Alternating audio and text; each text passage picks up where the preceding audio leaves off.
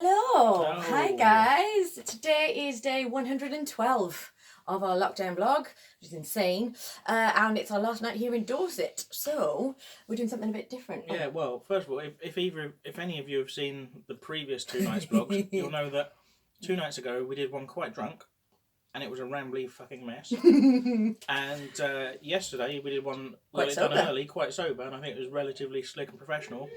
And in a complete failure to learn any lessons, we're now doing one having come in from the pub. Yeah. So, We've been in the pub for quite a a bit. little bit drunk, and then in order to break the purity of the format, we're gonna have Yes. some guests on. So we've threatened you with guests a couple of times, but just sort of us doing different things at different times has meant it hasn't happened. But today, for the first time ever, we have got some live guests in the studio.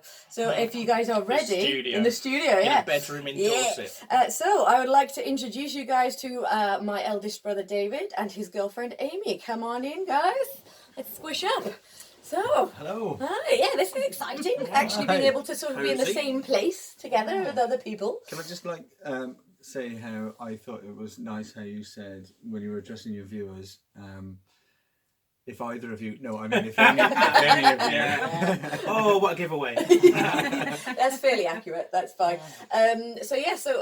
You know sort of what we've been up to. We've been at these for, 112 days now, and mainly just documenting what we're up to and what we're thinking about it, but we're sort of coming to the end of what might be actual lockdown now. There's sort of news came out today out of the sort of Welsh minister that it's looking like pubs are going to be able to open indoors at the start of August, which we sort of assume is going to be maybe when I can go back to work at the escape rooms. Kind of said that the lockdown vlog will end when both of us are in work. Is that what we said? Well, if we're both allowed to be I think in work we should anyway. put it open to our two viewers and say, like, well, do you want us to continue? If you do, let us know. If you don't say anything, we'll take that as tacit approval to keep pumping these out indefinitely. Oh, righty, yeah. So we might have set ourselves quite a task there. But so you guys, you've obviously had your own entirely different lockdown experience, and you guys have both probably been having to deal with like homeschooling children and things, which we've had an easy lockdown when it comes to that sort of stuff. How's your lockdown been?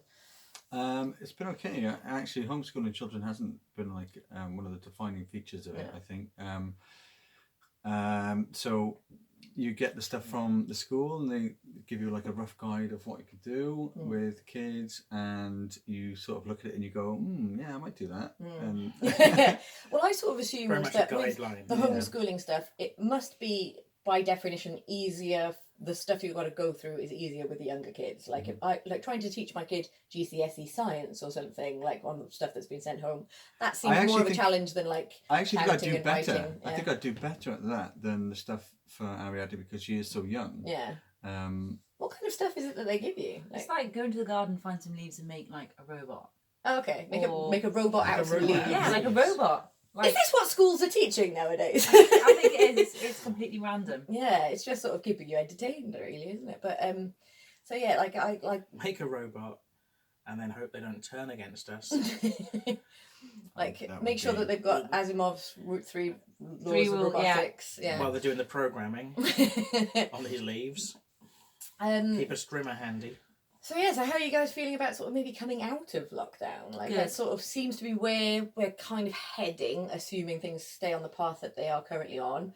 I don't know about you guys, but I've been so happy that we've been on this side of the border and we're not today, we're in England, but normally like having sort of the Welsh government making the decisions compared to the English government. Well, I think that just to chip in on that, then that yes, really grateful for the way that the Welsh government has handled it, and I've seen a lot of flack that people are giving Mark Drakeford, but I think they're the same people that are sort of like anti-devolution and dickheads, basically. Dickheads, that kind of stuff. So it's been handled. I think it's been handled pretty well, in as much as it can be when you've got.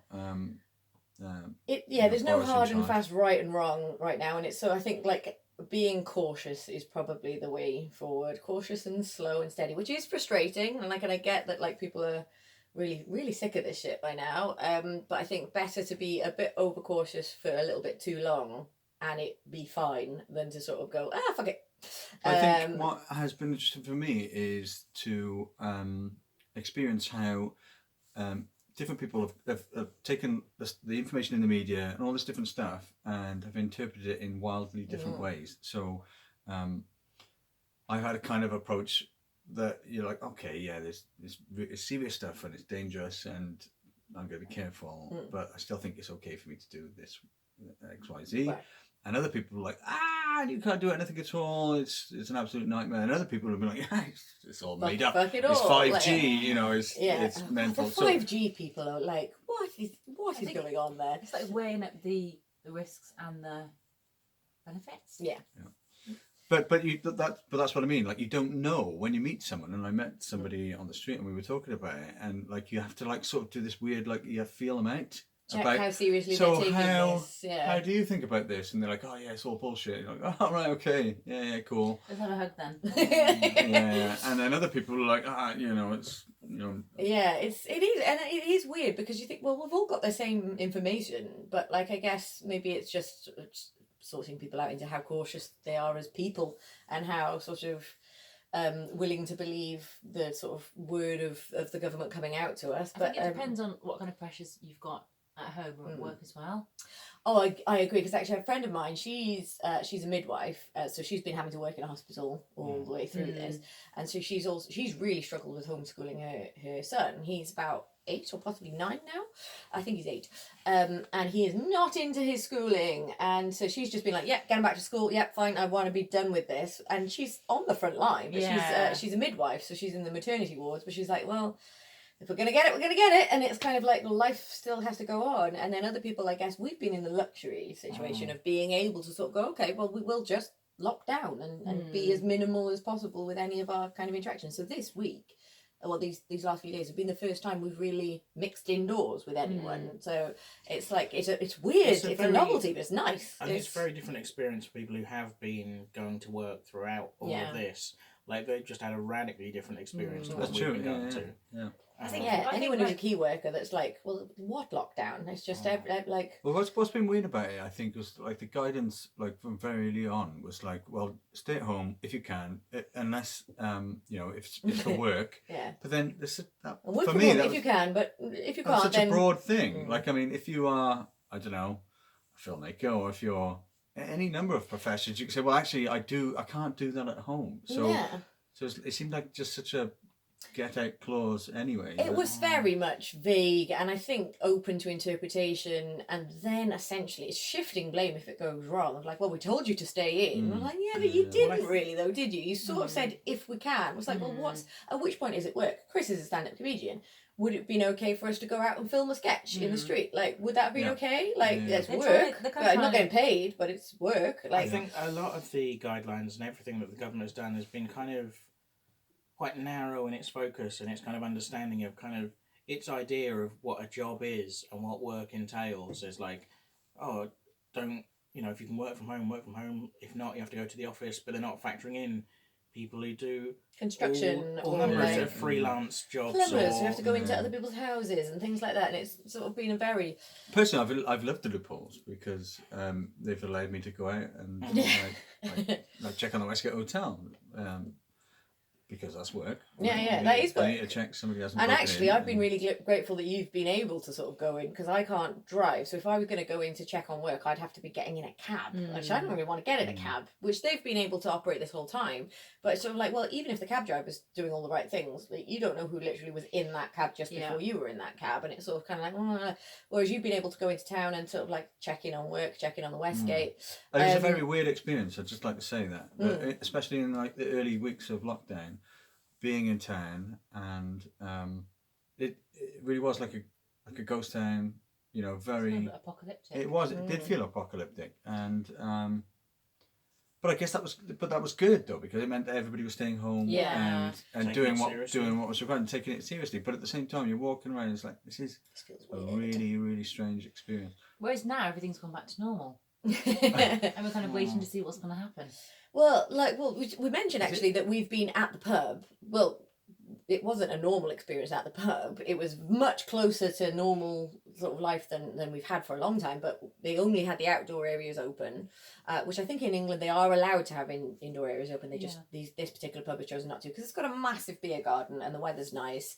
But so we're there like ordering our food from an app, like to just to be delivered, and all of our glasses are plastic, and all of the plates are disposable, so that they're not sort of having cross contamination and stuff. So it's nearly normal. Yeah. Things are nearly normal, but then but they when still they bring it constantly out, little reminder, and they're wearing they're wearing a masks, face mask, and so all of the tables have been distanced sort of suitably, and it's all like they've done an amazing job.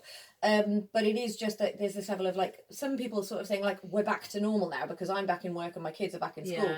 We're not actually back to normal, but we're sort of much closer to it than we were at the start. One of the things that we found really sort of starkly contrasting is at the start of lockdown, it went from like normal to lockdown, whereas the easing of lockdown has been like a very staggered, gradual, weird, bitty sort of experience. So like, are we in it? Are we not in it? Like, what exactly is lockdown? Like, what constitutes lockdown? It was like, well, if we're allowing businesses to open with social distancing, does that mean that That's lockdown kind of is what over? I mean. I think it was fudged from the beginning. You know, they didn't want to maybe seem too restrictive, and that's been the case with like face masks and all kinds of things. It's been like, well, you know, stay in if you can, but if you can't, then... our lockdown has been a very relaxed compared to other countries that have gone full, like, because there've been countries that you haven't been able to leave your house unless you're the subscribed member. You got twice a week you're allowed to go to a shop, and you like basically that's it.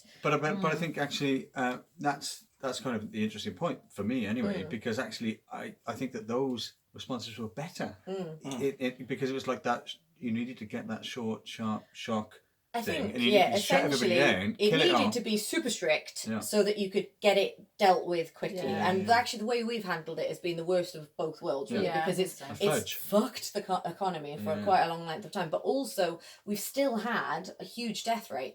So it hasn't, basically, you've got two approaches. You either save the economy or save lives, or try and do both. We've kind of done neither. We've done neither, and like by being weak-willed and sort of just slow-footed and kind of just gradual and vague on it. That I think even like Rishi Sunak says we're like now entering a severe recession.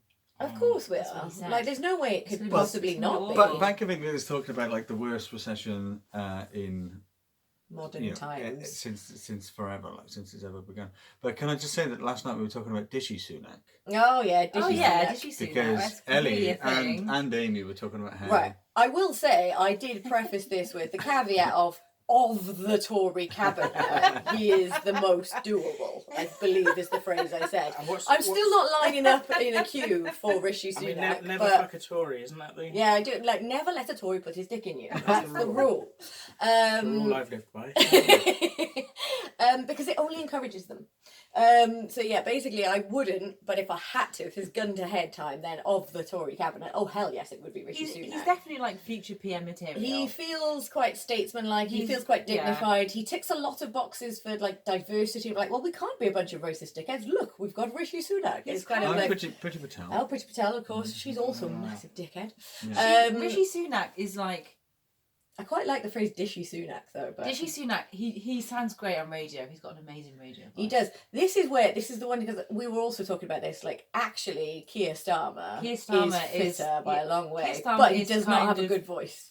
Keir Starmer is kind of now we're talking about the real issues. So let's have Keir Starmer for Prime Minister and have Rishi Sunak for pin-up material. Just read the shipping forecast. I think Keir Starmer is a secret crush of many people. I was saying to you, and I think I might have mentioned it on the blog before, but like the character Mark Darcy in Bridget Jones is allegedly been based on Keir Starmer, which I can see that, and I think I just think it's like he's got a Colin Firth look about him. I think Prime Minister's Questions has become good for the first time, and I absolutely love watching him. Oh, he's just lining it up, destroy so the opposition. Like cool, calm, and collected. It's like he doesn't get all het up for it. He's just like, I'm waiting for you to hang yourself with your own. They were talking about the MPs to be able to vote or attend digitally. I was like, this is great, because actually when they were talking about stuff, you didn't have all the wow, the jeering. yeah, It actually like brought it down to a mature level. yeah, so okay. Now It was actually, really That's not nice. what Boris Johnson wants, is it? No, Exactly. well, Yeah. it really Clear exposed the his ideas. weaknesses when he didn't have his jeering Yes, cohorts behind him. Yeah. And actually,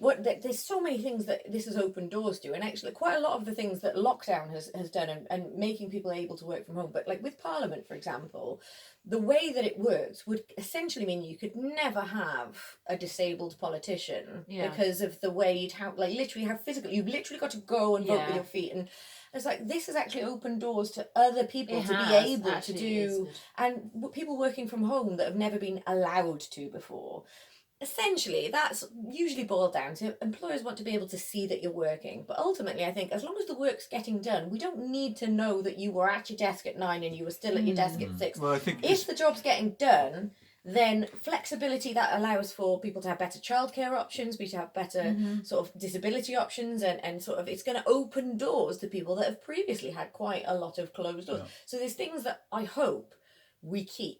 That going forward, the new normal, like this has changed everything. A lot of that will come down to just pure economics. So a lot of managers will be looking at, well, okay, so we can let our employees work at home, and we can provide them with laptops, so we can give them the technology to do this, and we can save a load of money because we haven't got to spend rent so much savings. on. We don't have to have a big office. Exactly, we can have a small office, maybe with a boardroom. So let's not fool ourselves about it's because they're doing it because it's for the benefit of the workers. They're doing it because it's a cost. Yeah, but if you realise that actually we police ourselves at home because we're terrified about losing our jobs. Yeah. That's not great, though, is it? It's not great. It's potentially though. It's win-win in terms of sort of going forward. We can improve things across the board. There's going to be things that we take out of this that nobody's going to miss, and we're going to be desperate to go back to.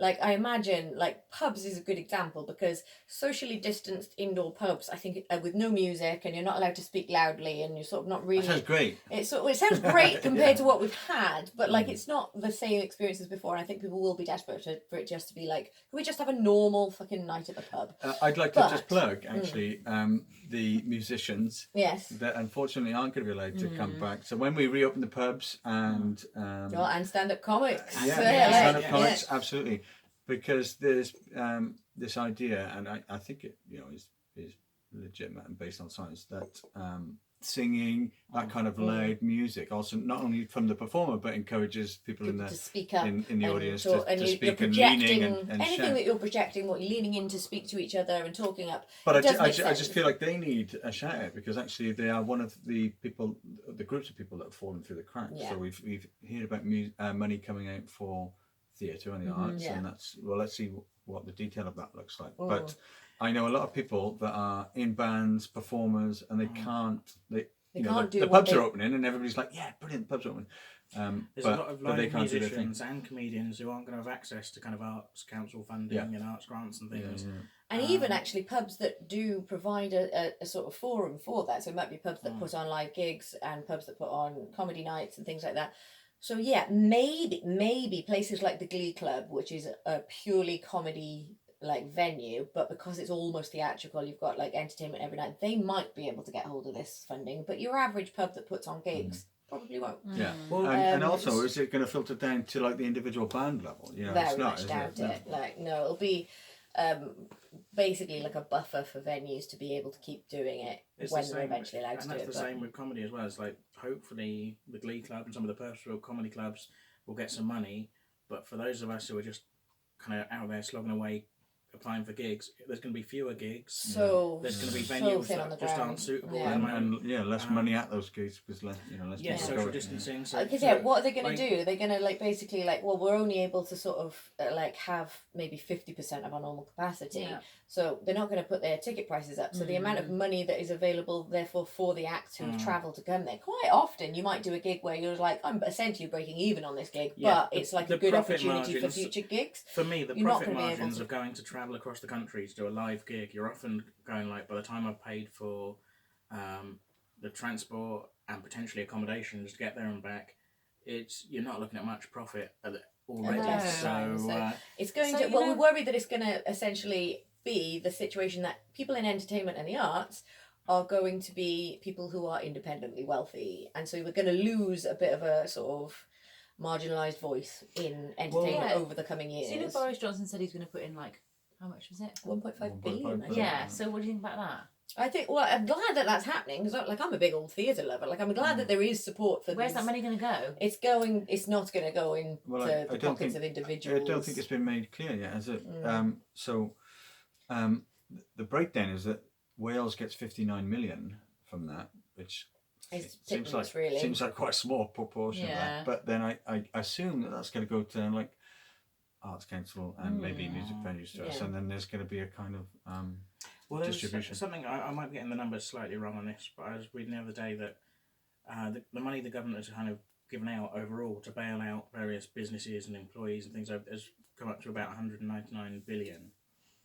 But That's insane. but with the banking crisis, when that happened, they were given 500 billion to kind of bail things out. Yeah. So, yeah, you know, they've It's given a lot just of money and there's going to be a recession and everything. But actually, with the banking crisis, that you'd think would be less serious in a way, Yeah. the global pandemic that affected everyone like this, they put, you know, over twice as much money into it then. So, like, So then they're using this as You know. like, this is going to be the worst recession ever. It's like, well, you've had more money to bail the banks out than you've bailed us out this time. It's Why not is great. the recession It's not worse? great. Yeah. I think it's just kind of like keeping a positive attitude Yeah. and not panicking, because it'd be very I easy think, yeah, to. all we've got to do is just keep putting one foot in front of the other at Yeah, the moment. keep But going it's forward. it's yeah, feel the scale of what's going on, because the fact that it is global and this is happening, but the fact that you can look at other countries that have handled it so much better and Like go like, New oh Zealand. God, why couldn't we have just been a bit more sensible? On the plus this? side, yeah. we're not America. We're Yes. not America, that's always a good thing. Yay. It's Yay! always a good thing. We're literally not the worst. So I don't know, like guys, we've I tell you what. kind of Well, before if you sound like you're talking about wrapping up, I was and that going makes sense. to. But I think it's worth mentioning, like, because we've been in lockdown for like 3 months or so now, and at the start of lockdown, when it was all still a novelty, there was a lot of talk of like, well, a lot of people are out of work at the moment, so, you know, if you have a favourite band or a favourite comedian or a favourite artist, you know, and you can't pay tickets to see them live at the minute, and they've lost all their live work, then go on their website, buy a their t-shirt, merch, buy an album, buy an It's album. a really good idea. buy what they've got, It's you know, really good support them on. Even Check if out they're their on co- Spotify, Yeah. stream their music, just Stream play their it, but music, like yeah. because they're getting ad revenue for that, and just do what Stream you. their music and put it on silent Yeah, and just So- let it play. Especially Yeah, if absolutely. you are in a position, and obviously a lot of us are kind of a bit harder up than usual, but if you are one of the people who's just been working from home and been on full income this whole time, whatever, then flash the yeah, cash, guys. yeah, Maybe you are Rishi Sunak if you're watching. Rishi Sunak, Dishy tip us the Sunak, price if you're of watching. a cup of coffee, and we appreciate it. But I would sign up for people's Patreons and things, because Yeah. like it's, you know, there was a lot of talk of this sort of thing at the start of lockdown, and then kind of the novelty wears off, and people kind of forget maybe that people who were struggling at the start are still struggling now. Yeah. So And I think, also, I think we all then know you- like the arts are going to suffer the most. Like that's the general vibe, is that the arts are going to suffer. So I think if we have spare money, we should put it into the arts, Yeah. because the into arts, things that we enjoy. Yeah, and it's not like you're not like necessarily just giving away money. No, You'll because- get stuff for it that you want to support, and it's Like- it might And make the arts- a huge difference at this sort of time of like somebody buying an album is like that literally might be money that somebody then exactly. can use for their groceries that evening. I mean, it's like, the arts that keeps us all sane, isn't it? At the end of the day. and the art scene is going to be so much less interesting and less diverse if it's only the people who are independently wealthy who can afford to do it. You know? Like we all need the art scene to function as humans. Well, yeah, I mean, so without being that the cliche, Yeah. but what did we all do when we were locked down? Right, we started went watching to films. Netflix, we went to and Amazon we Prime, started and listening to exactly. music. We stuff. started doing all these things. We are all creative people. Mm. You know, whether we enjoy someone else's creativity or our own. Oh, this is a great opportunity for me to plug the art exhibition. Absolutely, Isn't go it? for it. Yeah. We can put links and all sorts So of we as haven't well. got a date yet, but the idea of the art exhibition, which is going to be at the Westgate Hotel, is that we would celebrate all of the things that people have created during lockdown. And I wonder if it is worth mentioning. Obviously, we know about the Westgate Hotel, but people watching this, we do have people watching this further afield. The Westgate Hotel is not actually not open a and hotel. running as a hotel. It's a building that was a hotel, which is kind of the epicenter of where the Chartist uprising in Newport happened, which was a precursor to sort of global democracy as we know it now. So David, works for our Chartist Heritage charity that sort of now works out of the Westgate Hotel. So just for context, so we're talking about the Westgate Hotel like everybody knows what it is, but people might not. So Great introduction, Anna. Thanks very much. You're welcome.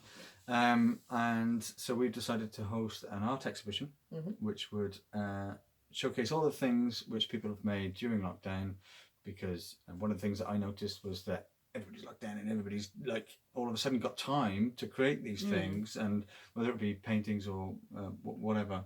And we wanted you turned your hand to the ceramics. I did. Lockdown, I didn't you? did make a trump. Yeah, it was Yeah. good. It's good, yeah. It was really good. Thanks. Yeah, very. But so Where is he now?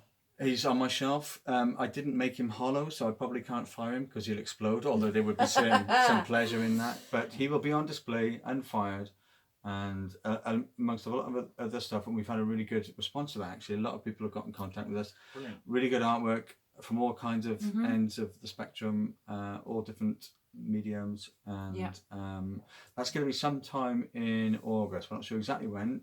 Drakeford literally today announced that galleries and pubs and things like that can reopen, so we're going to look at that and then go, okay, so maybe we've got at least after. the Westgate's a big building, so at least you've got space to work with. Yeah. This is not going to be like turning a small space into like an art gallery and having to one in, one out. It's not often those two things are grouped together, is it? Galleries and pubs. Like, oh, should I say a night out? Should we go down the gallery or the pub? Well, yeah, so that is the angle. We thought, well, you know, maybe galleries could open first. I think that is pretty good. I think galleries and pubs go really well together. Right there.